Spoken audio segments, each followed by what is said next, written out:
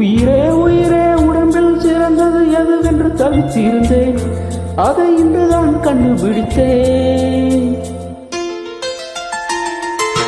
கண்ணே உன்னை காட்டியதால் என் கண்ணே சிறந்ததடி, உன் கண்களை கண்டதும் இன்னொரு கிரகம் கண்ணும் திறந்ததடி.